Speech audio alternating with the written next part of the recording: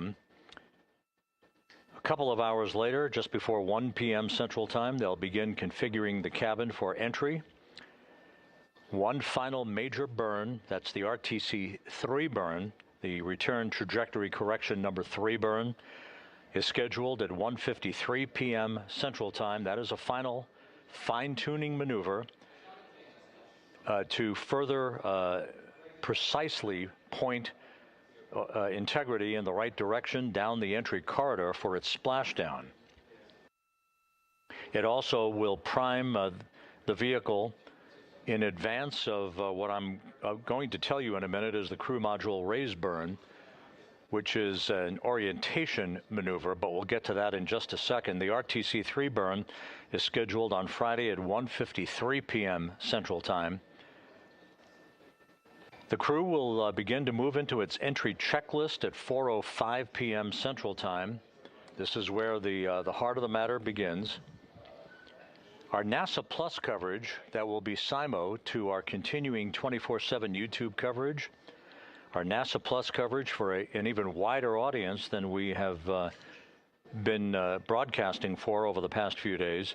That begins at 5:30 p.m. Central Time, 6:30 p.m. Eastern Time.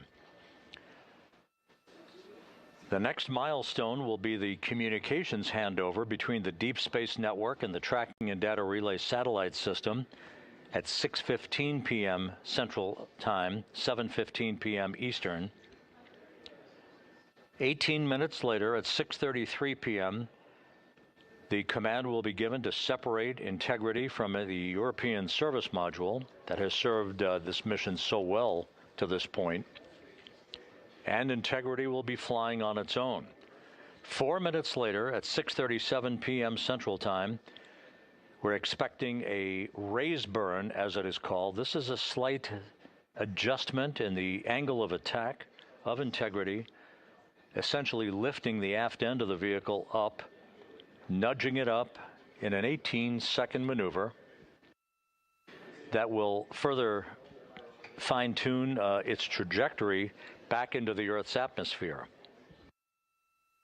This angle of attack is important because this will set the stage for how much heating on the heat shield is induced as we barrel through the Earth's atmosphere.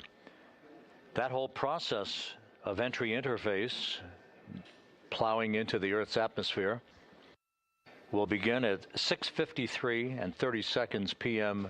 Central Time at an altitude of 400,000 feet, traveling 34,882 feet per second.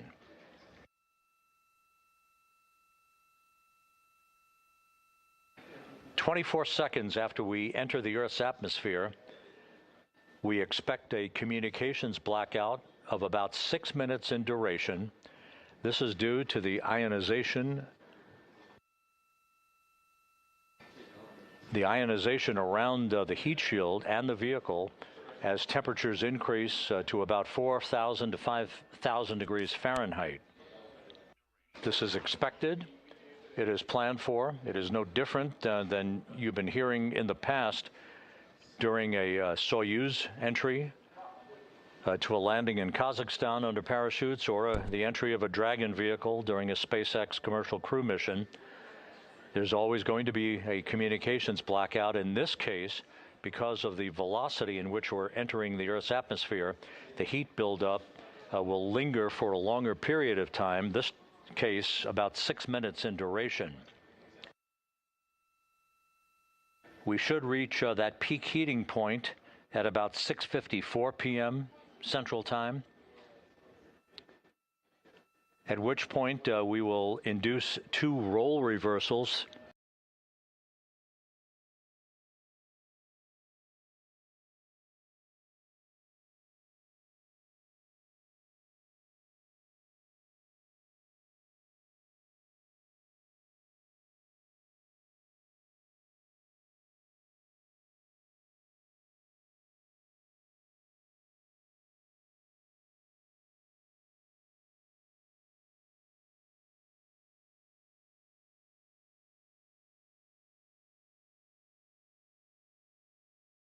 Computer commanded on the vehicle, first rolling to the left, then back again to the right. This gentle swaying back and forth will dissipate energy on the spacecraft, basically reduce its velocity through the reduction of inertia. We'll come out of the blackout if everything goes as planned just a few seconds before 7 p.m. Central Time, and at that point we're just 7 minutes away from splashdown. We should reach an altitude of 50,000 feet at 7:02 and 37 seconds p.m. Central Time, and less than a minute later we'll begin the critical deployment of a series of parachutes. First, the forward bay cover chutes will pull the top cover, if you will, or the forward bay cover of Integrity away from the rest of the vehicle. That will be followed just seconds later by the deployment of drogue chutes, and then finally the deployment of main chutes, the 3 main parachutes, at 7:04 and 44 seconds p.m. Central Time. With the mains out, we will monitor the rate of descent, with splashdown scheduled right now at 7:07 and 6 seconds p.m. Central Time, 5:07 and 6 seconds p.m. Pacific Time. Now that exact splashdown time will vary, and we will provide that for you when we see the chutes begin to unfurl following splashdown in the Pacific.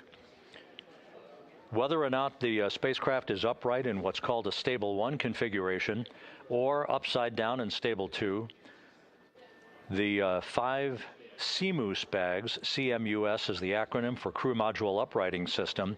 These are 5 airbags basically at the top of the vehicle that will inflate through helium here to upright the vehicle. Keep this tab into open. its Open a second one. I'll get a move going on SBO in just a moment. Top of the vehicle pointed skyward. Very good. Thanks for joining us all. Moonside continues. We've got a full day of coverage to come from this stream before we get to the splashdown stream. So this is going to be very fun to see as Artemis II returns back to Earth. Until then, thanks for joining us. And Capcom Jackie Mahaffey here in Mission Control.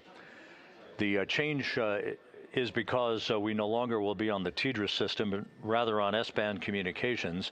The crew also has available to it a SARSAT communications capability to the recovery forces on the USS John P. Murtha, and the Navy helicopters and the fast boats that will be approaching the spacecraft to begin the process of ensuring that the vehicle is safe and free from toxic gases before erecting a raft called the front porch along the side of the vehicle that will be the precursor to the opening of the hatch and the extraction of the vehicle.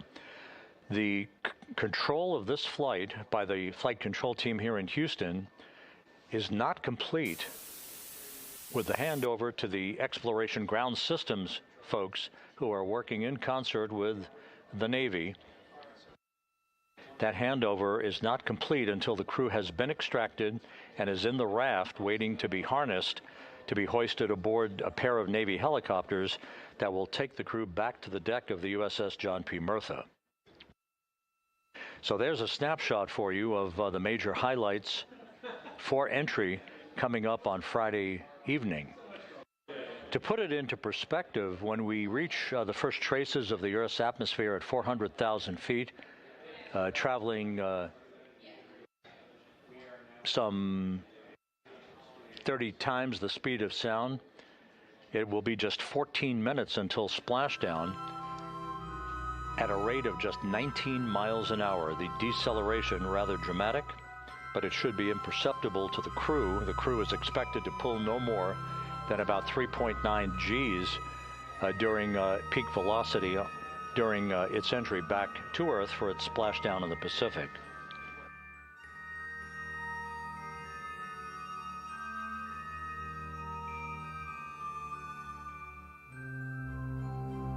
And just a reminder, our mission status briefing coming up at the bottom of the hour at 2:30 p.m. Central, 3:30 p.m. Eastern Time.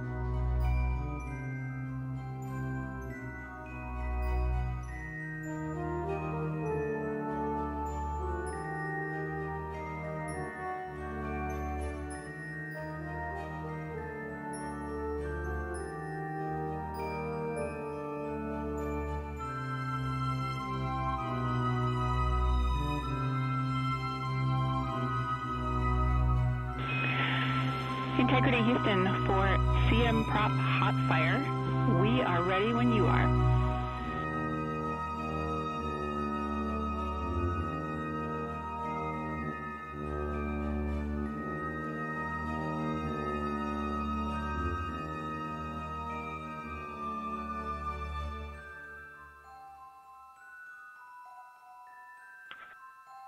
Houston, we are at the, well, I am at the displays and we are ready for CM hot fire.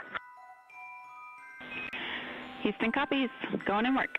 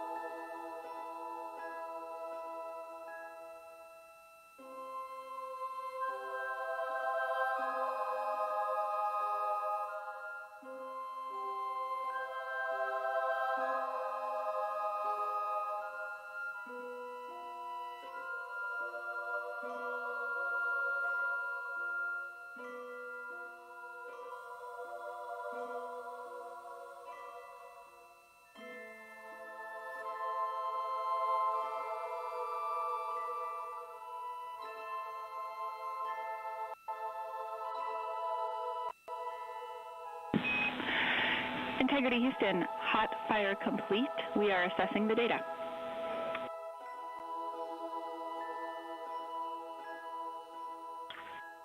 Sounds great, and just per the training, we still see the temps coming up, and everything looks extreme. Integrity Houston, hot fire complete. We are assessing the data. Houston copies.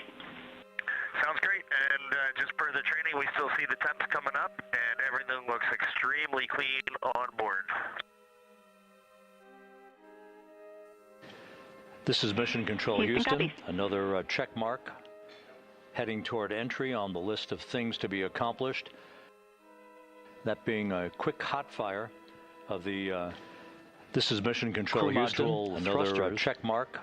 This heading toward entry just to ensure things to be accomplished in ship-shape form. Quick hot fire prior to the point at which they will be used. Thrusters for the remainder of the mission, designed just to ensure that the thrusters are system in good shape. The propulsion officer prior to mission control happy with what he's seeing, at which they will be used for the remainder of the mission. The propulsion system in good shape. The propulsion officer here in Mission Control happy with what he's seeing.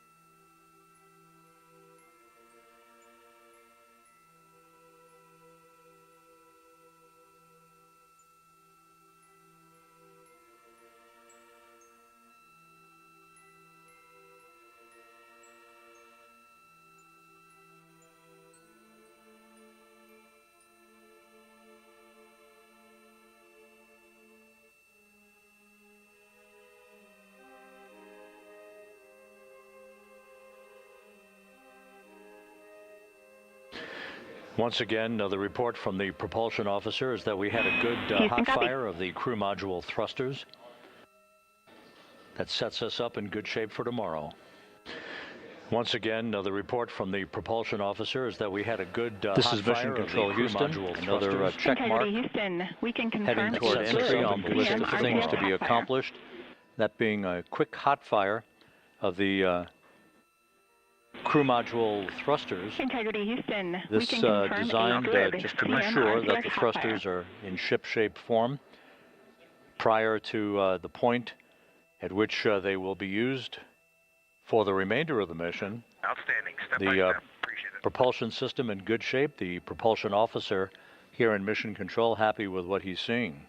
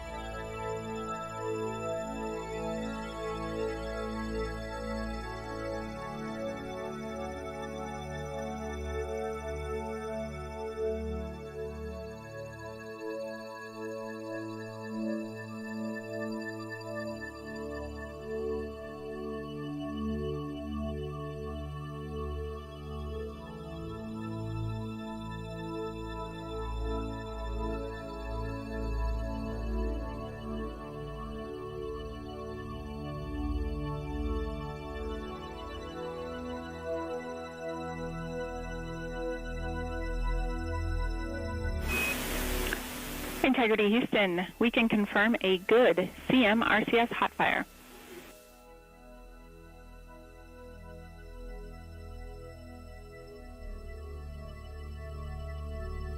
Outstanding. Step by step. Appreciate it.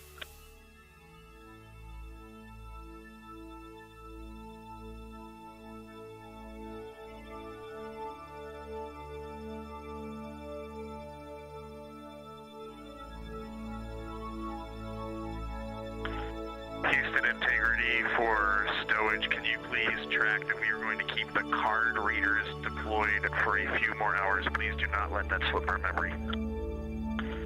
Houston Integrity for stowage, can you please track that we are going to keep the card readers deployed for a few more hours? Please do not let that slip our memory.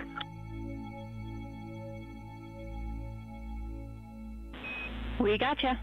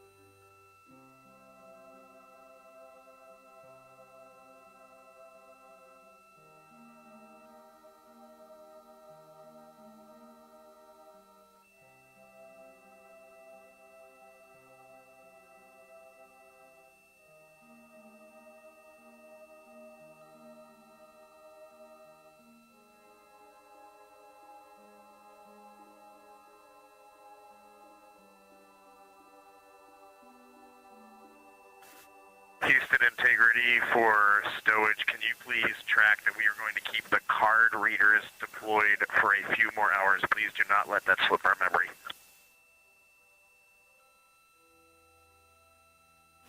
We gotcha.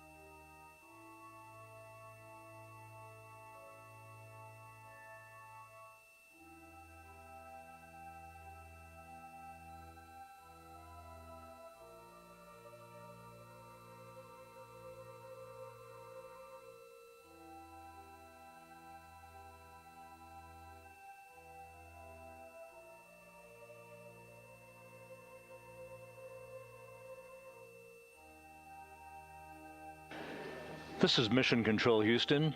7 days, 20 hours, 45 minutes into the flight of integrity on the lunar flyby mission of Artemis II. The repositioning of one of the solar array wings on integrity, 20 hours, 45 minutes into the flight of integrity as it grows larger in the field of view of Artemis II. We're about 4 hours and 45 minutes away from repositioning of one of the solar array wings on integrity for Commander Reid Weisman, pilot Victor Glover, as it grows larger in the field of view. Koch and Jeremy Hansen, 45 minutes away from reaching the halfway point of the journey home that occurred for Commander Reid Weisman, pilot Victor Glover, and mission specialists Cristine Koch in this test flight of Orion's following their fly around of the moon that will culminate with the splashdown of the astronauts and integrity in the Pacific southwest of San Diego. One of the highlights of this mission in this on Friday night at 7:07 p.m. Central Time, 5:07 p.m. culminate with the splashdown of the astronauts 2.5 hours in the Pacific southwest of San Diego. On Friday night at 7:07 p.m. Central Time, 5:07 p.m. Pacific time. This is a day 2.5 hours before largely devoted to the stowage of items in the crew cabin. The crew is well into its flight data file for entry procedures and timelines. This is a day that they will be largely devoted to the stowage of items in the crew cabin, trajectory correction, reviewing their flight data file for entry procedures and timelines, integrity's path to reach a corridor be witness to another critical burn later this evening. The return trajectory correction split the uprights to move that will further fine-tune into the Earth's atmosphere to reach a corridor over the Pacific Ocean that will reach about 32 times the speed of sound. For a parachute-assisted splashdown to bring this mission to an end into the Earth's atmosphere. More details from today's mission management team meeting and status on the flight 32 times are coming your way in just about 7.5 minutes at the bottom of the hour. Bring this mission at 2:30 p.m. Central, 3:30 p.m. Eastern Time. Mission management with our daily mission status on the flight are coming your way in just about 7.5 minutes at the bottom of the hour at 2:30 p.m. Central, 3:30 p.m. Eastern Time. With our daily mission status briefing.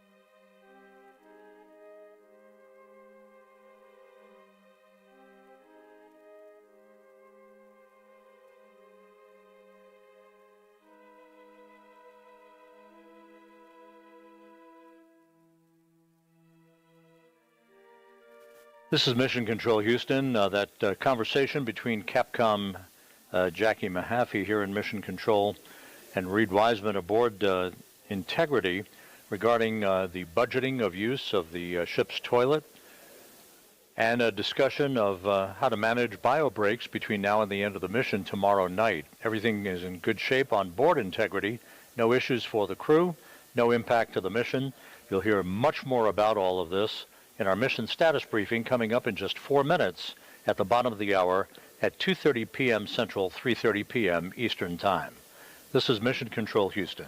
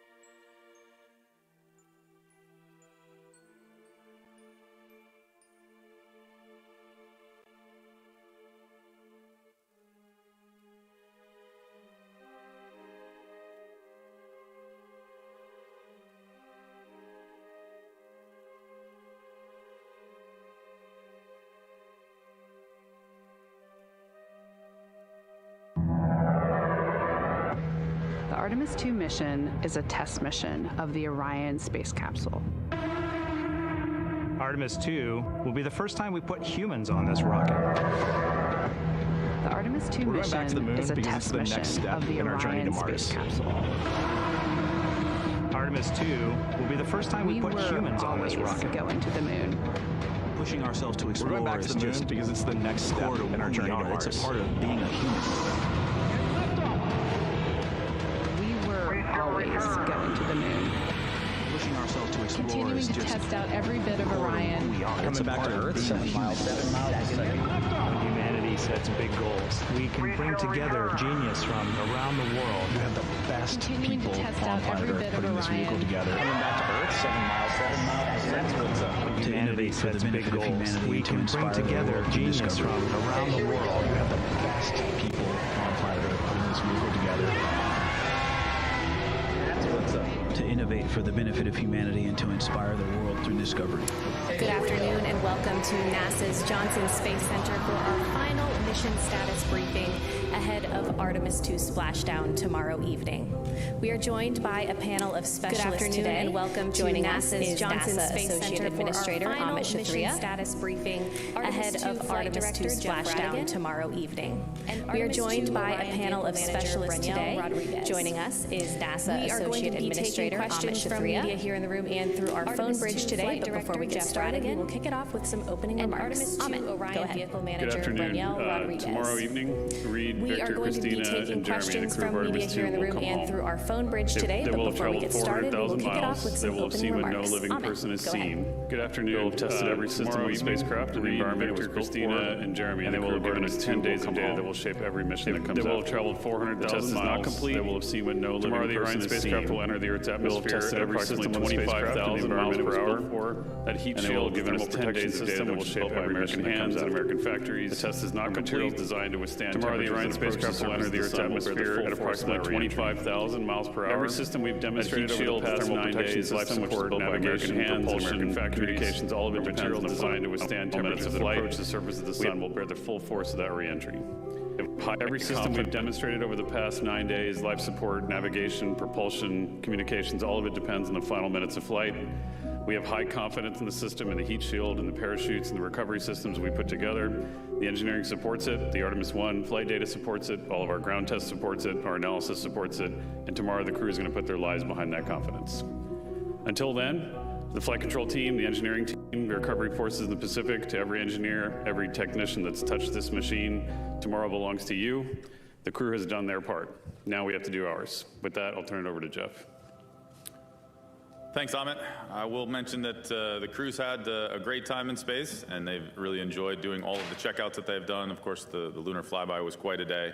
But now we absolutely turn towards entry. And so Rick Henfling and the entry team are on console today, getting ready, doing all of the pre-entry checks, and ensuring that the cockpit is configured for entry, which will, of course, occur tomorrow. I do have a few times for you as the capsule comes in. Of course, we'll hand back from the DSN network to the TDRS network at 6:15 local Central Time. And then the crew module and the service module is going to separate around 6:33. We would do a crew module raise burn to take the crew module slightly away from the service module as it comes down. And then we'll enter blackout at 6:53 local Central Time. About 10 minutes later, the drogue chutes will deploy at 7:03, and then the main chutes will be right behind them a minute later, 7:04, and we'll see those three main parachutes come out, leading down to splashdown at 7:07, and looking forward to a great day tomorrow. And with that, I'll hand it over to Branielle. Thank you, Jeff. So the spacecraft team and the Orion team, we've been doing an assessment over the last few days with an integrated team from flight operations and all of our subject matter experts here within Orion. And we've reviewed all the systems, we've reviewed all the reentry procedures and activities, and we are good to go. And so the team's done an excellent job walking through those, ensuring that those systems on board Orion and on the ground are ready to support. Orion remains healthy. It's been working fantastic. And Debbie showed you some images yesterday of our TPS system, our thermal protection system, and we completed those assessments and everything looks really, really well to continue on. So we're ready to go inside the vehicle. The spacecraft systems, it's a nice 75 degrees, so kind of like a winter day in Houston, and it's crew's loving it. So everything is looking really well from the vehicle standpoint. Thank you. All right, we'll start with questions here in the room. Please raise your hand if you have a question. Eric. Eric Berger, Ars Technica. Thanks for doing this. Question for either Amit or Jeff, I think. Back a little more than a decade ago, the Curiosity mission had its 7 minutes of terror. And I'm not trying to imply anything, but I want to get a sense of the 13 minutes of entry from entry interface to splashdown of how we should be thinking about it. That's the 13 minutes of what? I mean, I'm going to tell you, it's 13 minutes of things that have to go right, is the way I think about it. I have a whole checklist in my head that we're going through of all the things that have to happen. The forward bay cover has to come off, the drogues have to come out, the main chutes have to deploy, the reefing systems have to cut, and we have to get touchdown angle alignment correct, and then hit the water correctly. And even prior to that, right, we've got the CMSM SEP. Separation between the service module and the crew module, that has to go right, and then you have the heat shield that has to work. So it's not so much 13 minutes, it's more in my head about an hour and a half of things that have to go right, and that's the way I think of them. Flight operations and all of our subject matter experts here within Orion. And we reviewed all the systems, we reviewed all the reentry procedures and activities, and we are good to go. And so the team's done an excellent job walking through those, ensuring that those systems on board Orion and on the ground are ready to support. Can you walk us through what that issue is, how long it's been a concern? It's been working fantastic. And Debbie showed you some images yesterday of our TPS system, our thermal protection system. And we completed those assessments, and everything looks really, really well to continue on. So we're ready to go inside the vehicle, the spacecraft systems, it's a nice 75 degrees, so kind of like a winter day in Houston, allows us and it's burn in space. Crew's loving it, so everything is looking really well from the vehicle standpoint. What is a small All right, we'll leak start in with our questions pressuring here in the room. system. Please raise your hand if you have a question. The leak is not to space; it's internal to the system, across some of our valves. And Eric Berger, Ars we really need Technica. to characterize that to see for either what, Amit or if any, Jeff, I think, modifications we might need to make in the future. Back a little more than a decade ago, the Curiosity mission had its 7 minutes we had some of terror, time in the timeline and I'm not trying dedicated to imply some anything, other but activities, I want to get a right? sense Having of the 13 minutes of entry from entry and it made interface more to sense for us to splashdown go ensure that we of how fully we should be understood the thinking about it. characterization That's the 13 of the service minutes module of and the pressurization system. Because we don't get the service module back. I'm going to tell you, it's 13 minutes of things that have to go right. We jettison. The way I think about it. You know, we all have a whole checklist in my head team. Working in conjunction with our mission management team, all the things that have to happen, and of course our engineering team. Forward bay cover made the decision to go spend more time. The drogues have to come out. The main chutes have to deploy. The reaching systems because it was more important, and we'd already gotten the data out of touchdown angle piloting demos that we'd previously had, and then hit the water correctly. We changed the timeline, and even prior to that, we could really characterize the vehicle. CMSM SEP.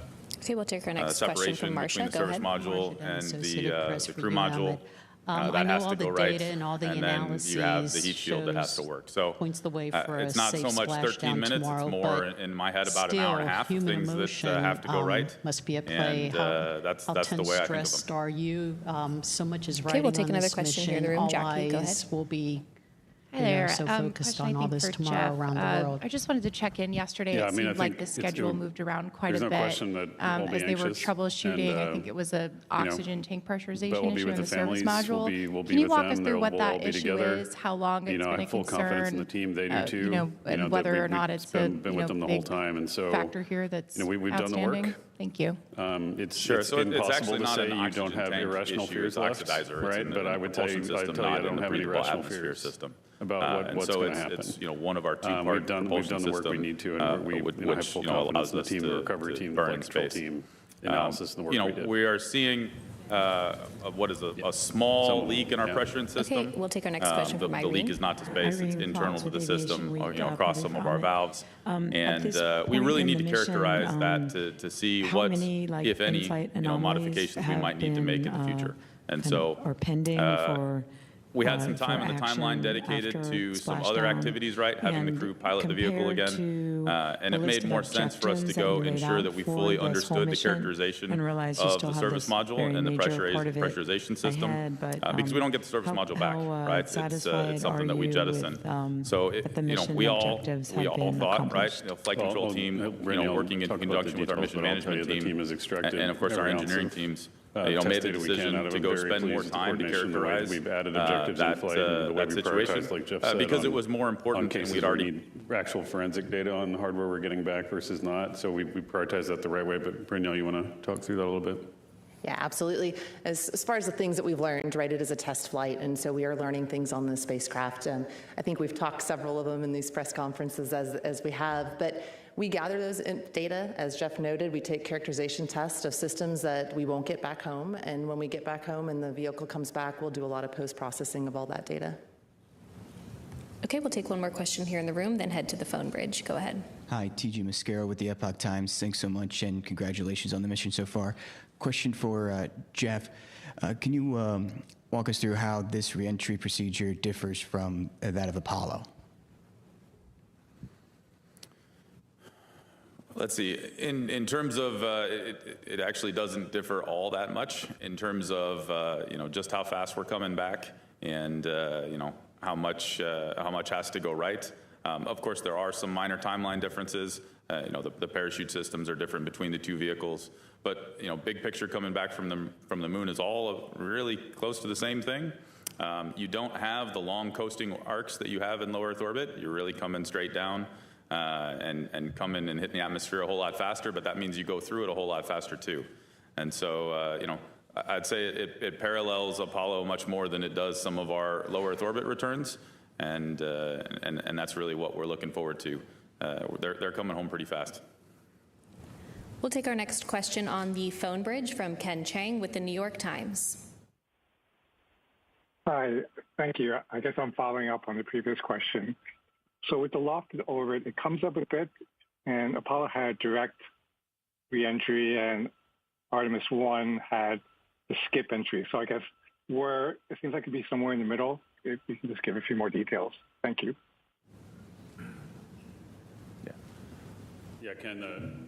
So we are still doing a skip entry where we've shortened the duration of the skip because of the limited use disposition of this particular heat shield. We know that it can tolerate X amount of dwell time during the lofted period, which is why we're shortening the duration. To follow up a little bit on the previous question too, one of the reasons we were willing to do that is because we figured we could control the entry weather, or not control, but deal with entry weather in terms of the downtrack. And so the duration of the heat load, heat rate, as well as the actual down track is shorter, because that's the part of the environment that we decided to control with this particular instance of the heat shield. For future heat shields, we'll have much longer skip capability. Our next question is from Noah Haggerty with the Los Angeles Times. Hi, thanks. I'm wondering if there's any chance folks in San Diego along the coast will be able to see reentry, and what the exclusion zones and enforcement will look like out in the ocean for anyone that hopes to travel via boat to watch reentry and splashdown. Let's see. So the path that we're coming in, I don't expect it to be visible from the folks in California. And as far as the exclusion zone, we're pretty far off the coast. And of course, we're working in conjunction with the Department of War to recover the capsule out there, and it is a fairly large exclusion zone. So I would caution folks, please avoid the area. There's a lot of debris that comes down, and we work with our recovery forces in order to ensure that it doesn't hit them. But of course, we don't want it to hit anyone else. We are still targeting to come down at our primary landing site, and we have the weather alternates available. But it's further off the coast than, again, some of your, the LEO deorbits that you've seen. We'll take our next question from Nell with NPR. Hey, thanks so much for doing this. I'm still trying to understand the oxygen pressurization issue. You mentioned something about it was with the propellant system. I'm wondering, does this have anything to do with anything that might be involved in reentry? I mean, I understand you're assessing it because you're going to lose that part of the spacecraft and it won't be returned. But is there anything related to that that's at all of concern related to reentry? Thank you. I appreciate your question, and just to clarify again, right, this is actually in the helium pressurization system of the oxidizer, which, of course, our service module propulsion system works on fuel and oxidizer and combining those together to provide thrust. In terms of affecting reentry, it will not. We still have capability in the spacecraft and are operating in a case where all of our burns have performed nominally. They've done exactly what we've expected to. Of course, we performed return trajectory correction burn 1 a couple days ago. And it went just fine. We hit our targets, and we're actually seeing that our targets are very close to what we predicted. So our correction burns don't need to be as much as we had protected for, which is a good thing to note. We're doing another trajectory correction tonight, and then there'll be the final one tomorrow before entry. All of those are done actually without the pressurization system that we're characterizing. We're operating in a case where we're in blowdown, which means that we already have full pressure in the prop tanks to be able to perform these burns.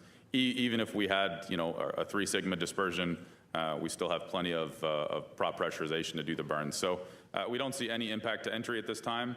And of course, we will, jettison the service module, and that's where the system is. And of course, the crew module jets that we'll use actually on reentry are unaffected at this time. To add to that, Jeff, there's multiple layers and redundancy in our propulsion system, and so really the test yesterday was to help us characterize that information since we don't receive the service module back home. But we have reviewed that as a technical team. We have validated all of that in our labs, and we have very much confidence in the system. We'll take another question on the phone and then head back into the room. Our next question is from Micah Maidenberg with the Wall Street Journal. Thanks. Amit, you spent a lot of time over the last 2 or 2.5 years working on the heat shield and the reentry plan that will be rolling out tomorrow. I'm curious if you ever went through this effort and the new trajectory, directly with the crew's families, and did you feel like that session, if it happened, was able to resolve any worries they might have had? Did anybody else outside of the crew themselves from NASA sort of talk through the mitigation for tomorrow? Thanks so much. Yeah, we haven't gone into deep technical detail. At least I have not with the families directly. I know that I will tell you though that from day one, since I started in the program and then was just right before they named this crew, we have been talking to the crew about this problem the whole time, and they've been with us in the investigation. They've been with us on the production improvements that were made.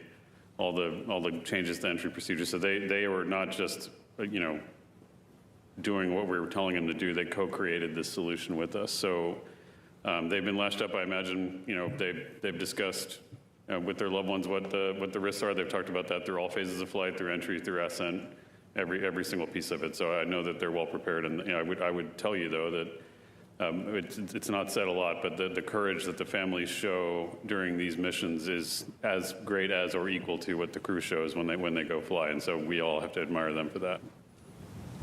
We'll take our next question in the room. Go ahead. Thanks. Joey Roulette with Reuters. Question for Amit or whoever wants to answer. I'm just curious to hear more about how the astronauts are feeling ahead of what's probably the riskiest part of the mission. Are they asking questions, technical questions, or anything else? And Jeff, I want to just hear a little bit more about the oxidizer issue. If you could describe the leak rate or what risk level this poses to the crew, if any, and how many valves are implicated in it. Thanks. Yeah, I think I'll let Jeff or Braniel kind of talk about the crew spirits. I know they've been on the radio and they're pretty chipper. So, but what you gonna tell them?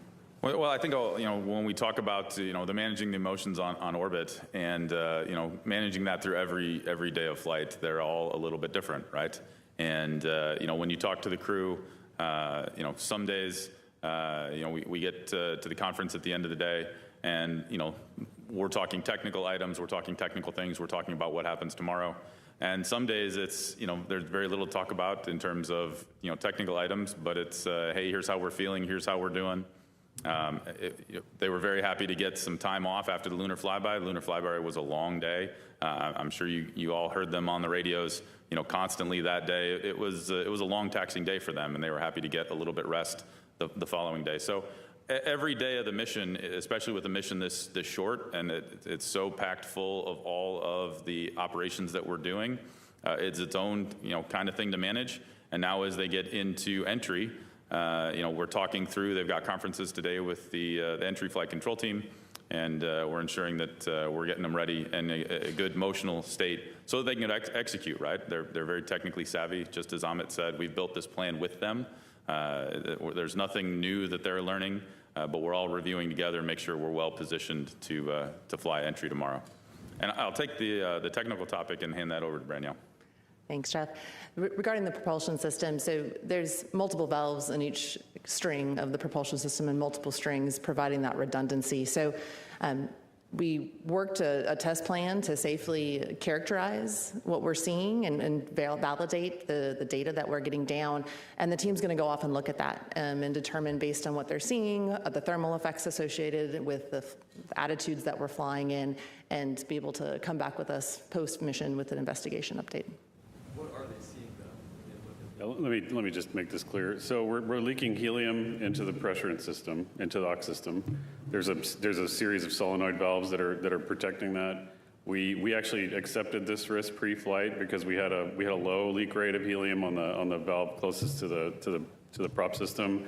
We accepted it because we didn't need the performance for the pressure system. As Jeff said, we can do a lot of the burns just with the ullage pressure in the tank, and for a free return trajectory, don't need it. We could have done the whole mission without at least after TLI, could have done the whole mission without helium pressurant. However, we are not getting the valves back. We know it. We have leaky valves to begin with, and we want to make sure we're characterizing that leak rate as well as we can. The leak rate we saw in flight is now an order of magnitude higher than what we saw on the ground. It's still acceptable, but that will lead us to probably an extensive redesign of that valve system. I don't need those valves to hold pressure in the same way for a LEO orbiting mission, but for a lunar orbit mission, I do. I need all the performance in the system so I can pressurize, which is why we prioritize that side of the valves. Okay, we'll take our next question right here. Hi, Josh Dinner, space.com. I'd like to follow up on Joey's question a little bit about how the crew is feeling. Most astronaut missions to space these days are quite longer than 10 days. Do you get the impression that there is any sort of bittersweet feeling about how soon their mission is coming to a close, even though they are hyper-focused on their task ahead? Another question, can you clarify why San Francisco, the coast of San Francisco, was chosen over other landing locations like the Gulf or the Atlantic? It's San Diego, it's near Naval Base San Diego, which is we like them. They help us. So that's why, because proximity to where they do fleet operations, which too, we also climatologically, those waters are pretty calm. And so we do a lot of recovery operations there. In terms of how they're feeling, I mean, like you've heard them. They're it's interesting. I really want them to answer this question when they come back because the ranges of emotions are crazy for them. But, they are some of the most thoughtful, incredible people that I've ever known. And even some of the moments I think a lot of folks have thought about, just what you've seen them, the expressions of love and, devotion to family and what they've shown, to me is a great, example of why we go and do these missions, right? If you can't take love to the stars, then what are we doing? Like, why would we even go? And so that's why we send humans. That's instead of robots sometimes, that's why we have that firsthand witness. And so they're going to go through a whole range of just like we have watching them. And I think that's the whole point, is that we can share that experience. Okay, we'll take our next question right here. Thank you. Dr. Allison McGraw from Mysterious Meteorites here in Houston, Texas. In addition to the real-time data coming from the Orion spacecraft, will there be any ground systems used, say radar or really rapid telescopes? Thank you. Let's see, in terms of gathering data from reentry, I'm trying to understand your question. Yeah, so we have a whole set of actually aircraft that we're going to use to gather data off the spacecraft as it comes down in. And then once it gets back, of course, we're recording data on board that we don't get down on the ground in real time. And we'll use all of that information that we record on board at a much higher rate than we can actually pass it down through our communication systems to be able to ensure we fully understand what occurred. Okay, go ahead. Mark Kirkman with NSF. I'd like to follow up a little bit more on the entry, just a smidge. This is probably for Jeff, but commentary eloquently put it that we're doing the correction burns to split the uprights. Can you define that flight path angle that we're aiming for and what the consequences are of not, what bounds out in the consequences of not being at the correct flight path angle at entry interface? And also, can somebody summarize the plan for assessing the TPS right away after splashdown, what the timeline looks like and how you'll plan to get that data? Let's see, so in terms of the flight path angle, I mean, it's quite simple. You have to hit it, or the TPS, we don't expect it will be successful, quite frankly. We have to hit the flight path angle accurately, and what we're doing over the next day and a half is ensuring that all of our correction burns, which are very small and calculated to be very small right now, get us exactly on that angle, right? We've got about less than a degree of angle that we need to hit. And when we come in, we need to be right in the center of that. Obviously, we've got a little bit of wiggle room. We don't plan to use that. Our guidance is working very well right now. All of our trajectory calculations are showing that the vehicle is on almost the best path it could be, and that our correction burns are very small this evening and then tomorrow. But we have to, let's not beat around the bush. We have to hit that angle correctly. Otherwise, we're not going to have a successful reentry. And then part of your second question, we actually have our thermal protection experts on the vehicle, I'm sorry, on the ship that is with the team as a part of the recovery. They have a plan in place to do extensive imagery of the TPS system, our heat shield, upon it getting back into the well deck of the ship. And then, of course, once it gets back on dock and at Naval Base San Diego, we'll do more imagery before it gets transported back to KSC, where we can continue on getting additional insight into it. Okay, we'll take our next question right here. Go ahead. Thank you. Jackie Goddard for the Times of London. Could somebody please clarify the peak heating, peak temperature, the peak velocity, because the miles an hour are jarring a little with what Rick said yesterday in terms of the feet per second, and also what will the astronauts feel, see, and hear on the way down? Thank you. Let's see, so in terms of the numbers, we'll have to get you that. I don't have those specifically off the top of my head, and I know Rick gave them to you in the units that we generally use, but we'll be sure to get those to you. In terms of what the astronauts are gonna feel and hear, they're going to feel and hear when all the various chutes deploy, and when the forward bay cover comes off, all of the pyrotechnic events that are part of a nominal entry, descent, and landing sequence. They're going to hear them, they're going to feel them, and it's actually I think going to be a fun ride for them. They're looking forward to hearing and feeling them, by the way.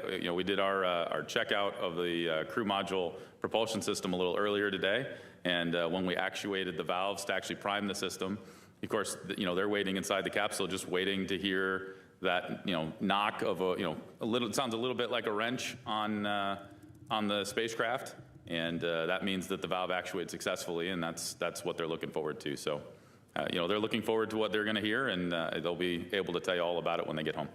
And we actually had on Artemis I, we had a video during reentry where you could hear the acoustics inside the spacecraft, and I think that's been shared externally, and so it's been a helpful contributor to know what to experience for Artemis II. Okay, we'll take another here in the room and then head to our phone bridge. Go ahead. Hi, Ed Lavandera with CNN. Thank you for the time today and good luck tomorrow.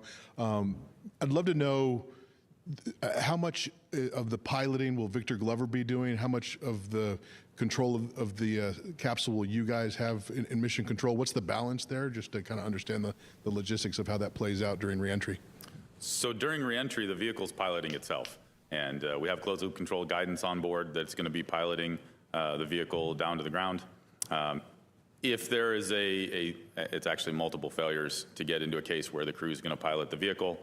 Were we to have those multiple failures, which of course we don't anticipate, there is the opportunity for the crew to take control. I will tell you that when we've worked with them ahead of time, they're very concerned with cases where they would have to take control. This is not a system where you want to be manually piloting it yourself. You'd rather let the computer pilot the spacecraft, and that's what they're going to go do. But of course, they can take control if they absolutely had to, but we don't expect that to be the case. Okay, we'll take our next question on the phone bridge from Megan with Scientific American. Hi there, Megan Bartels from Scientific American. Thanks so much for taking this question. I think this is for Jeff. Thank you for the timeline updates at the top. I really appreciate that. And I wanted to ask about crew extraction. From what I understand, that's about an hour after splashdown. And I just wanted to understand why the delay, what will be happening during that hour-long procedure, and then if you could provide a little bit more detail on the rationale for the order of extraction, that would also be great. Thanks so much. So, in the moments after the vehicle hits the water, there's a number of things that, the crew has to do on board. There's a number of systems that we have to begin an orderly shutdown, and the crew then has to orient themselves and, begin safing the spacecraft so they can open the hatch. And that takes a little bit of time. In parallel, of course, the recovery forces, and Lily, our recovery director, are bringing the recovery forces closer to the capsule. They do have to stay out, a fair number of miles because there's debris that comes, of course, our drogues that are coming off the spacecraft, the forward bay cover, as I mentioned earlier. We don't want any of that to land on our recovery forces, so we do have a certain amount of time that will take to ensure that we don't put any of our recovery forces at risk. Once we confirm that there's no risk to the recovery forces, which takes a matter of minutes, then they're able to approach the spacecraft and begin the process of extracting the crew. That's not it's not a short process, but it takes about 30, 45 minutes is what we've seen in calm seas.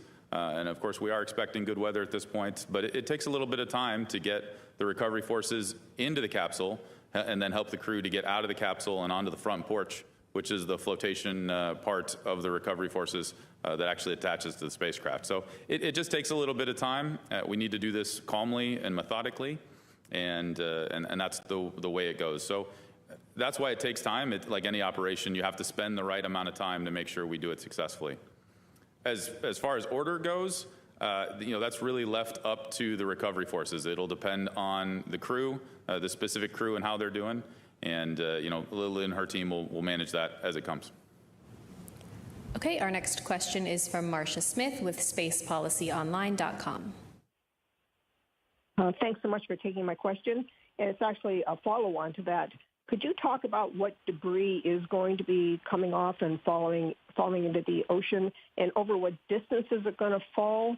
And are you going to try and recover any of it other than the parachutes? Yeah, I'll try and take a shot at that one. So when the crew module comes back in, the forward bay cover, which is the very top of the crew module, actually comes off, and that pulls out your first set of parachutes. And we have kind of 3 sets of parachutes that come out. And so as each one of those pull off, they get released. And so that is kind of what the debris that Jeff's talking about that falls into the zone that is the kind of the keep out zone that the team has out in the water. We do try and recover best effort. Crew is priority, so crew will always be done first. But the teams out there and the assets out there do look and try and recover, for example, our parachutes if they're able to, but not critical. We have a slew of test data to support all the things that we have seen. So hope that got all the questions there. All right, we'll take another on the phone and then head back into the room. Our next question is from Lauren Grush with Bloomberg. Hi, thank you so much for taking my question. I believe this is for Amit. I just want to clarify your response about the leaking valves. Just to be clear, you said that you ultimately will need to do an extensive redesign of the system for future lunar orbital missions. And do you have a sense of how long that might take? Is it too early to understand how that might impact the schedule for Artemis missions moving forward? I think we're pretty convinced that we'll need to do the redesign. In terms of timing, I'm convinced this will not be the pacing item for a lunar mission, so we'll be able to fix it in the time we need to. Might take a little while, but we have to get it right, and also we want to make sure we do the right amount of tests. So, but yeah, I'm pretty sure we're going to need to, at a minimum, tweak the design to prevent the leak rate that we have, if not fundamentally change the way the valve works. But we'll have to go do that properly. Okay, we'll take our next question in the room. Will, go ahead. Hi, Will Robinson-Smith with Spaceflight Now. Thank you all for taking the time one last time. Just to follow up on Lauren's question, the European service module for Artemis IV is already at the Kennedy Space Center right now. Do you imagine that it would need to go back to Airbus in Germany for this work to be done, or can technicians come to the Cape and get that work done in Florida? Thanks. Yeah, I think we can do it there. It just depends on what logistically makes the most sense from a production and access standpoint. So we'll just have to go through that. Yeah, I don't know, but I imagine we have options. Okay, we'll take our next question here. Go ahead. This is Henry Gass from the Christian Science Monitor. Thank you for doing this. My question, I know you're all very focused on tomorrow, and it's a big day, and you're focused on wrapping up Artemis II. I'm wondering if, Artemis III is not that far away as we stand now. Are there any preparations for that have begun, or can you tell us anything about that? Yeah, so if you just go down the road here, there's a Mark I Blue Origin lander that just came out of Chamber A. That's getting shipped back to Florida. I know that folks in Boca Chica are getting the Block 3 Starship ready to roll. They've done cryoproofing. They're going to do static fires here shortly in April and hopefully get off relatively soon. Core Stage 3, the top 4 fits of Core Stage 3 are going to ship from Michoud on the 20th of April. The booster aft segments for Artemis III are already at Kennedy. As we talked earlier, the Orion, the Dash 3 Orion, the CM and the SM are still separated, but the new heat shield, which has been redesigned to tolerate those new conditions, is also assembled and ready to go. We just have to make those segments and go. And so we're yes, in earnest, proceeding as quickly as we can. The mobile launcher, one, did not sustain, does not require the kind of refurb that we need. So we already moved the crawler transporter up to Pad B, and we're going to bring the ML back into the VAB hopefully by the end of next week and get on with it. Okay, we'll take our next question in the room. Go ahead. Hi, JJ Love with Tech Talk Media. Thanks so much for doing this. I want to ask, what is the single biggest thing that you would want the people of Earth taking away from this mission? And that's for anyone. Wow, that's a tall order. Single biggest thing. There's so much, right? There's so much that we've done on this mission and so many things to share. I look at, all of the crew's reaction on flyby day, all of the snippets that they shared with us, the imagery, the videos, and it just makes you want to continue to go back, right? I think that they said it best. This isn't the trip, it's the first of many trips. And we just need to continue on because there's so much there. Think about how much we thought we knew what was going on and we thought we knew what the moon looked like, and now we see it a totally different way. I think we're going to see that on the next mission to the moon as well, and we just need to keep going. Okay, we'll take 2 more here in the room and then head back to our phone bridge. Go ahead. Hi. Question about the astronauts' schedule for the next few hours or next day or so. Just wondering, are they going to have the ability to talk to their family? Do they have a last meal aboard Orion they plan to eat? What are their activities before they actually get set up for that splashdown? So I'll tell you right now, they're really focused on ensuring that the cabin is completely configured for entry. There's a number of things that they have to do. They have to pack all of the equipment that they brought out for operating the spacecraft, and get their suits out. They have to get the seats out, and it just takes a fair amount of time to reconfigure the cabin. Of course, they are sending messages to their families, and there's always a last meal anywhere you're at, but it's more of it's time to eat and be ready to go. It's not necessarily a symbolic thing. But it's something that they'll do together, and I don't want to give you any impression other than they're focused on ensuring that they have a successful reentry, and I'm sure they'll take a special moment to themselves, but our focus with them is a successful splashdown tomorrow.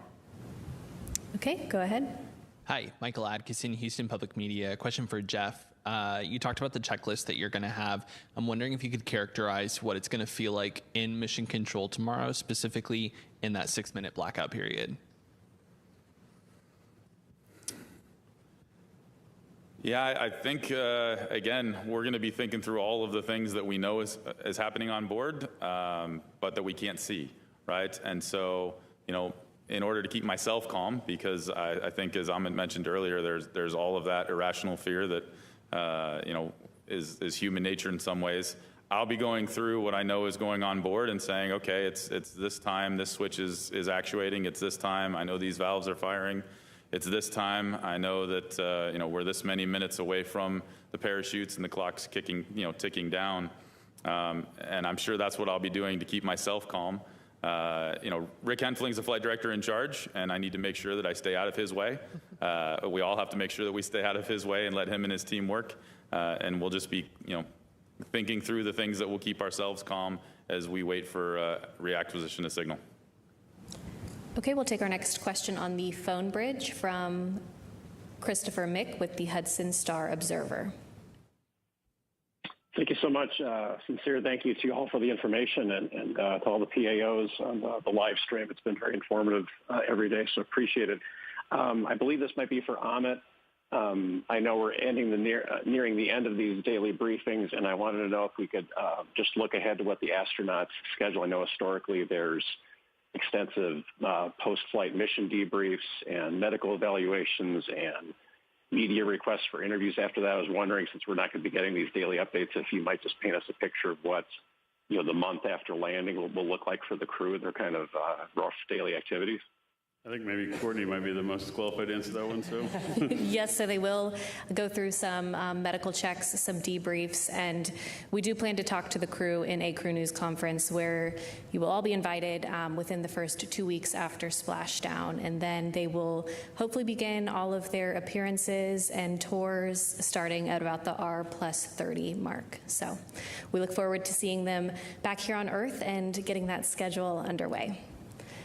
Our next question is from David Denault with About Space Today News.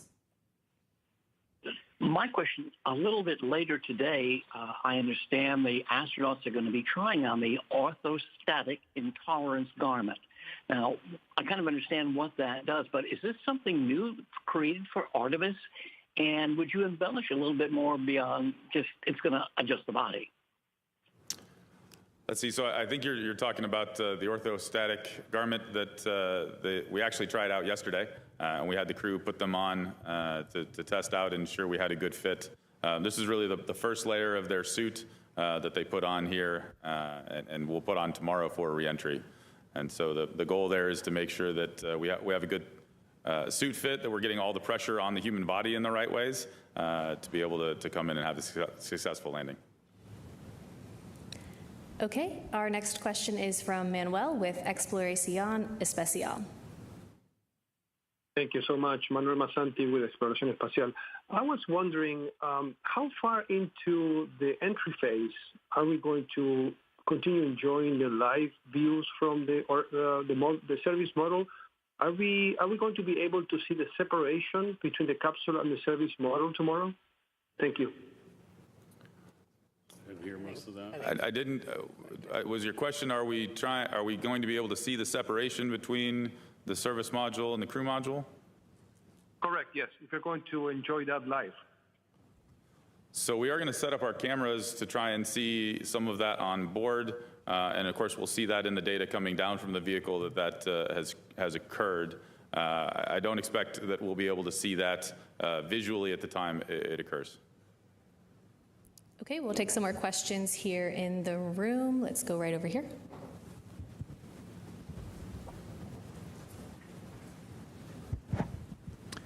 Robert Coppinger from the British Interplanetary Society's Spaceflight magazine. The crew module for Artemis II, will it be refurbished and reused for a future Artemis mission? It's possible. There's some components we might use. The pressure vessel will probably be compromised, but Brunel, I don't know what the current reuse. Yeah, so we'll be bringing the vehicle back. There are a significant number of components within the module that we'll be pulling out to reutilize it. And then if going forward from there, we'll see what we need to do. Okay, we'll take our next question here. Go ahead. Thank you, and thanks for doing this. Tom Clark from Sky News in the UK. We now understand the crew are not going to exceed the Apollo 10 re-entry speed record. Is that actually an advantage to you? Was that something you've tried to build in to reduce their speed of re-entry, given we expected it to be pretty fast? Is the fact they're going to re-enter the atmosphere at 1,000 miles an hour slower useful to you? I mean, we did because of the way we characterized the heat shield problem, the interaction between the material and the aerothermal loads in the environment, it is actually advantageous for the heat shield to ablate more quickly. You avoid the regions where you have essentially pyrolysis going on in the heat shield, the burning without oxygen, but then the creation of those pyrolysis gases when you don't have a receding front for ablation. Like if you're in that config, that's the condition we're trying to avoid. And so by sharpening the entry, you actually keep that ablation front moving while that gas production is happening. There will be a little bit of dwell period, but there are other things you trade. I mean, you might argue they want to just go as fast as possible. While there's other parts of the vehicle you care about, maintaining different envelope constraints. And so it was very specific in the way we dialed in the entry heat load and heat rate. Okay, Irene, go ahead. Sorry if I missed this, but how many miles off the coast of San Diego is the targeted splashdown site? I'm trying to remember off the top of my head. It's I believe it's a couple hundred miles, but we'll have to get too many for anyone to want to go and hang out. That's the key. Okay, it looks like we have another question right over here.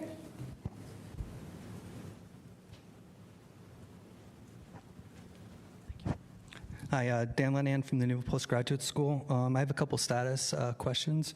In terms of the LRO images of the Artemis spacecraft when it was going by the moon, do you have any updates on whether those were successful?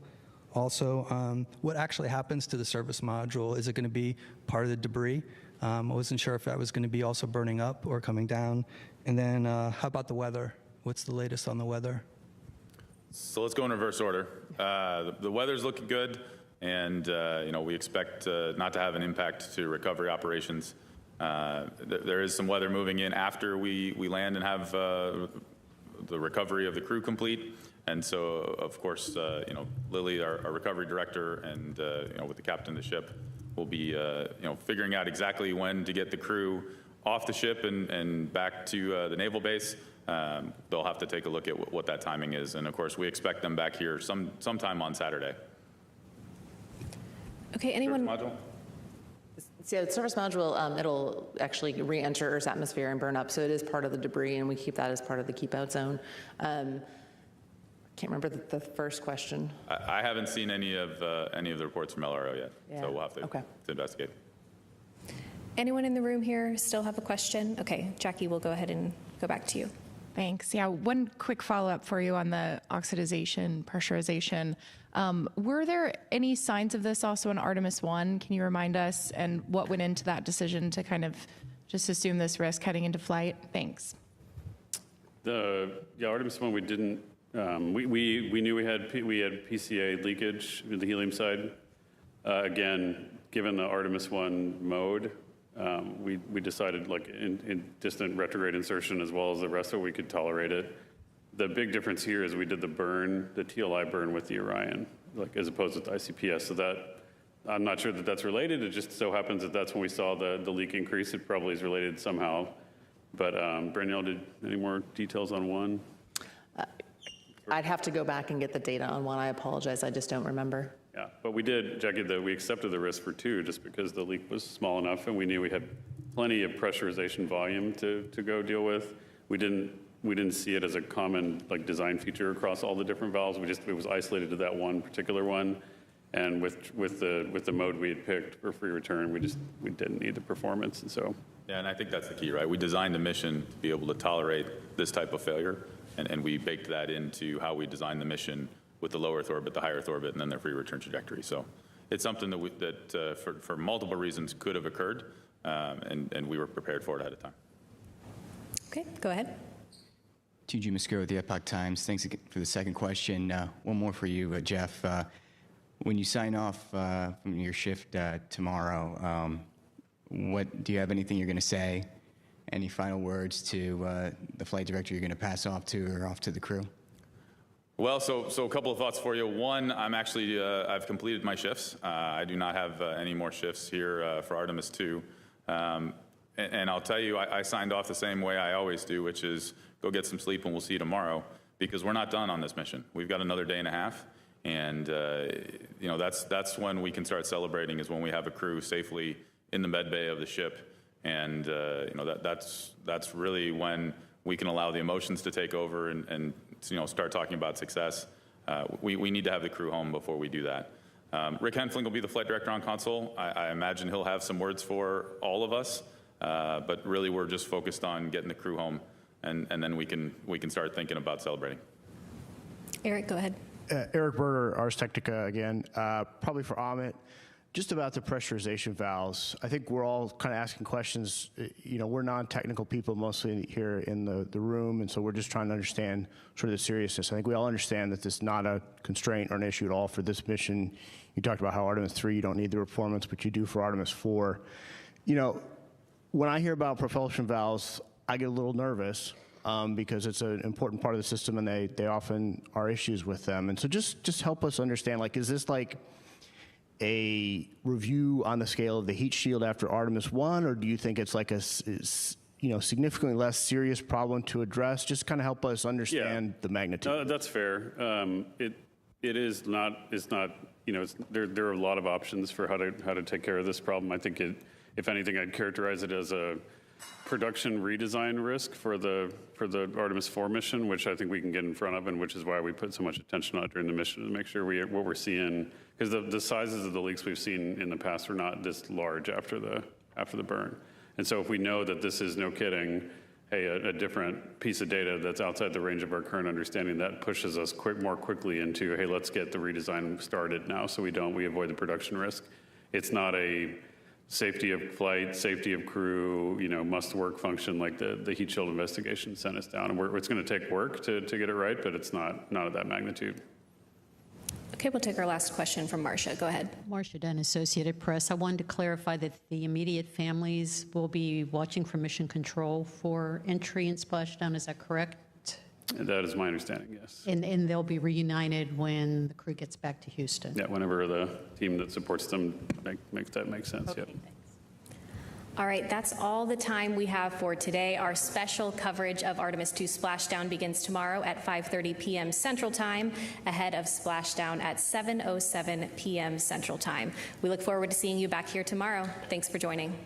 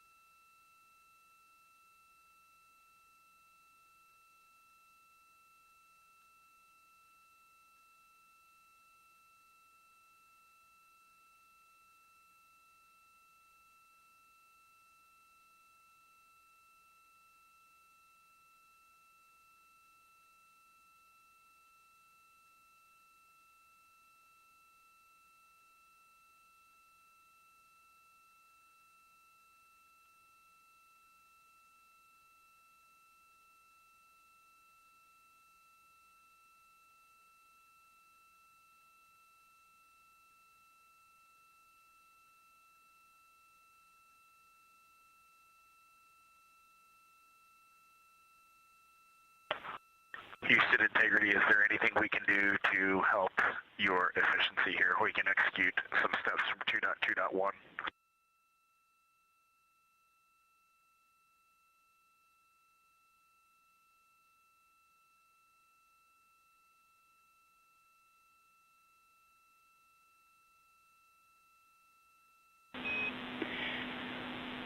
Hey, Reid, we are just a couple of commands away from getting everything squared away for you.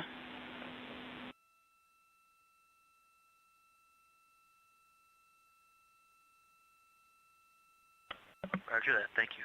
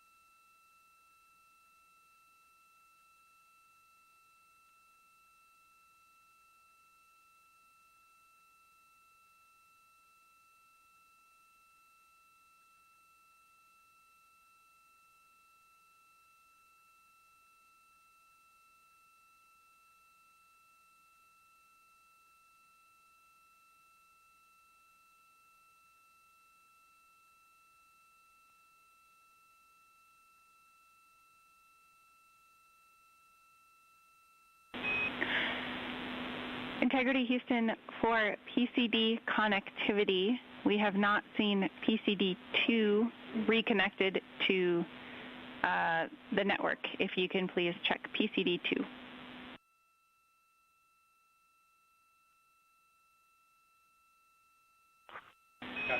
Okay, we will get on that. And for a crew that has asked for only lower cabin fan speeds this entire mission, we are very happy to have what we have right now. Thank you.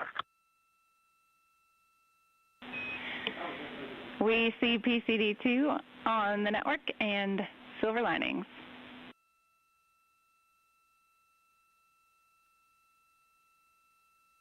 Okay, great, thanks.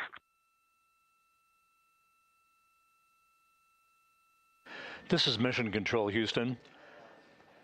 7 days, 21 hours, 52 minutes into the flight of Integrity on the Artemis II mission.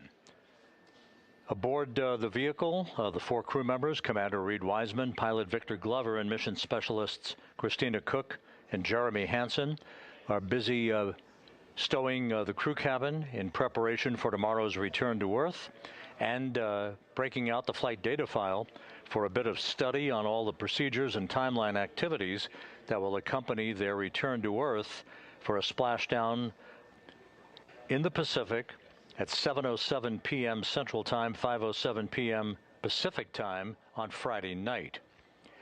While we were in the mission's status briefing about 18 minutes ago, there was a smoke alarm that was enunciated on board, ultimately attributed to the crew beginning to pack up items in the crew cabin.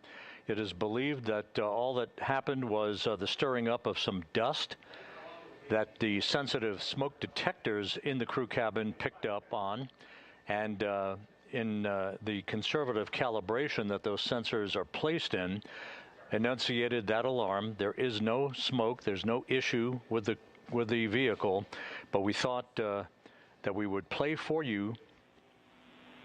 Integrity Houston for cabin config.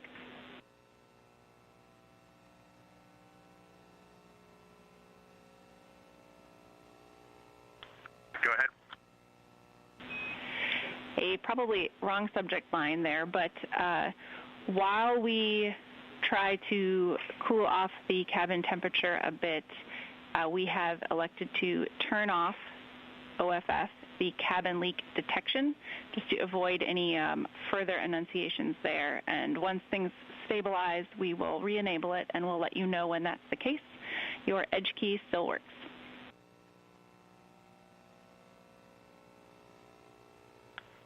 Okay, copy that. Once again, while we were in the mission status briefing and the crew was beginning to tidy up the crew cabin, they apparently kicked up some dust, which triggered smoke detection, annunciation in the cabin, a smoke alarm, if you will. There was no smoke. There was no indication of any anomalous behavior on any of the environmental control systems on board integrity. But we wanted to play for you the clip of the exchange between Commander Reid Weisman and spacecraft communicator Jackie Mahaffey during that 3-minute or so period of time in which we were evaluating the systems on board integrity. Here's the clip. Integrity Houston, we copy your call and we see the messages. We'll sync up when you're ready. We are ready.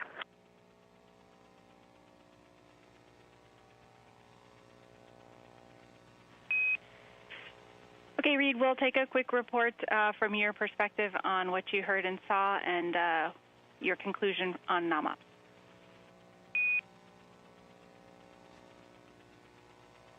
Okay, we're powering up the AGA right now. I'll let you know when it is up. Just from our perspective inside the cabin, we are 100% nominal operations. We are just gathering to start studying entry prep. Do you see any indications on the ground?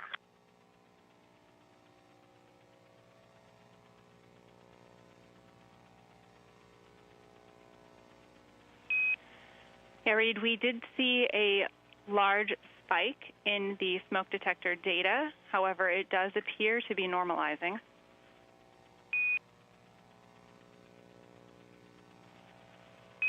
It does look a little different than the signatures that we've seen previously during the cabin entry config. We are kicking up a fair amount of particulate. I wouldn't say there's a lot of dust in here, but I'm just looking around and there's a fair amount in here. So if it was simply a smoke detector detection, I think we are good. We did not manually initiate that.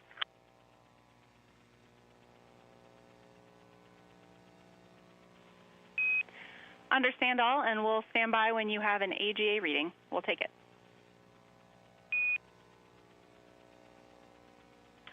I know we need to wait 5 minutes, but right now all indications are off scale low. CO2 is 3.2, O2 is 21.3, temperature is 76.7, and we have a bit alpha of 16, a bit bravo of 0, and a cabin pressure of 14.8.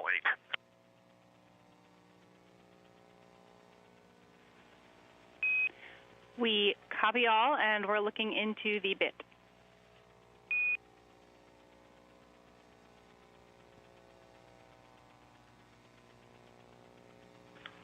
Houston Integrity, what is the smoke detector's nominal voltage?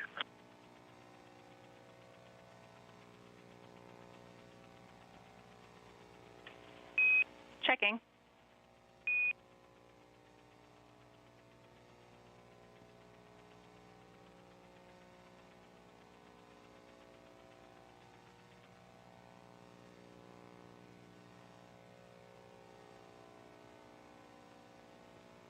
Integrity for the smoke detector, nominal voltage is around 1.2. We are seeing it hover at 1.2 or just above it.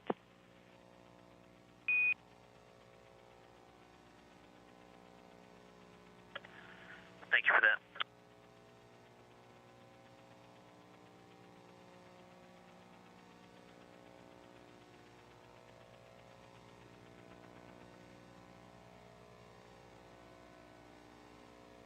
Houston, we'll give you a minute to chew on the data, but our recommendation on board is for you to reconfigure for nominal operations.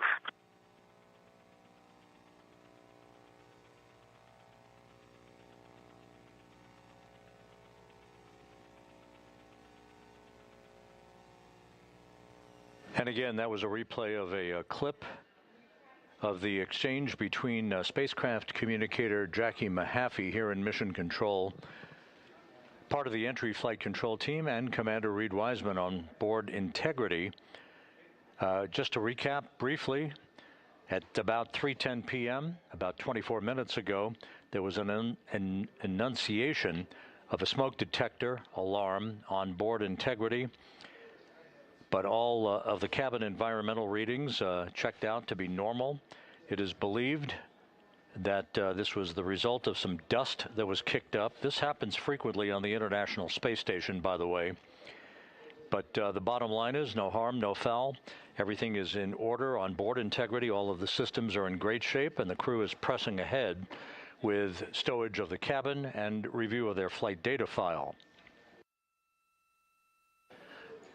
One note from the mission status briefing that was concluded, Flight Dynamics has provided to us the total distance traveled between launch and splashdown for Integrity that lifted off from the Kennedy Space Center, Pad 39B, back on Monday. It is calculated by Flight Dynamics that the total distance traveled for the Artemis II mission from launch to splashdown will be 694,481 miles. 694,481 miles. There's your official distance. And that includes the high Earth orbit that Integrity flew in for the first 24 hours of the flight prior to the translunar injection that sent the 4 astronauts off toward the moon and its lunar flyby earlier this week.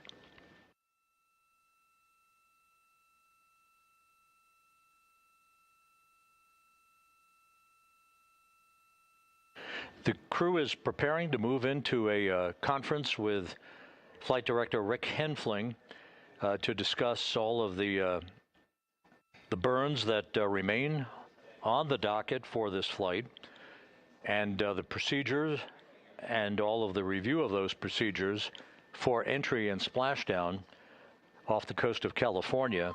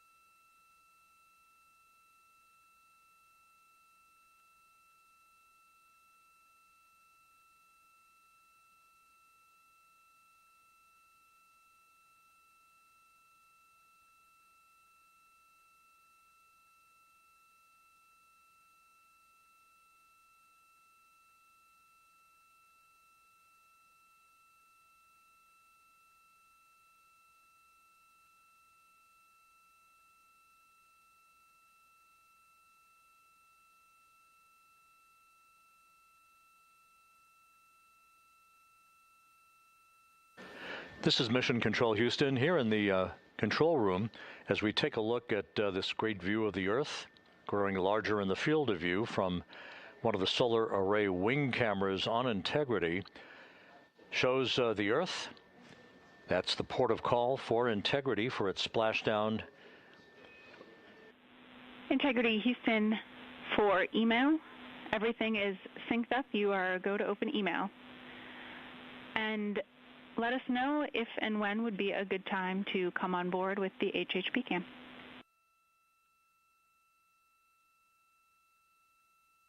We are definitely feeling a little bit behind on the timeline, so let us get back on step and we'll get that stuff going.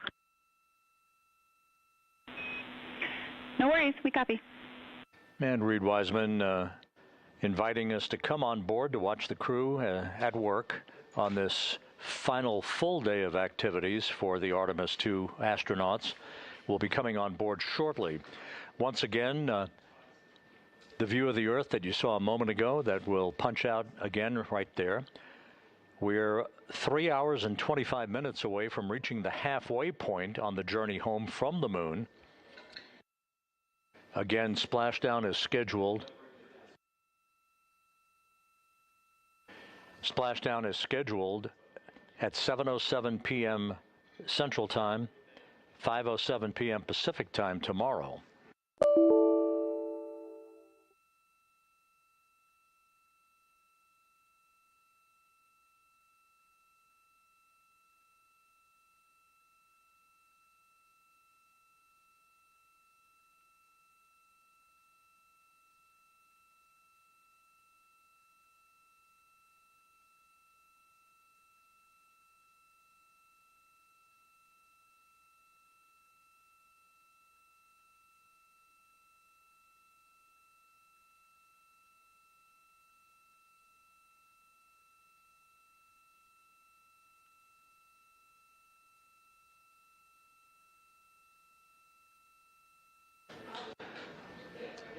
Once the crew completes its briefing with Entry Flight Director Rick Henfling to review all of the procedures associated with the entry and splashdown in the Pacific tomorrow, the Flight Dynamics Officer will provide the latest numbers and what's known as an entry pad. This is basically a list of numbers that show the time of the burns remaining, particularly the RTC3, or Return Trajectory Correction number 3 burn, that will take place early tomorrow afternoon, the final major maneuver to fine-tune the orientation of Integrity on its path to enter the Earth's atmosphere with precision to minimize peak heating on the vehicle and to bring it into the corridor that will result in a splashdown close to the recovery ship, the USS John P. Murtha. There is a second return trajectory correction burn that's scheduled this evening at 9:53 p.m. Central Time. That is currently planned to be about an 8-second firing of the reaction control system thrusters with a resulting change in velocity of about 4.2 feet per second, once again fine-tuning Integrity's path toward the entry corridor, essentially a cone across the Pacific from southwest to northeast that is about 475 miles wide, 475 nautical miles wide.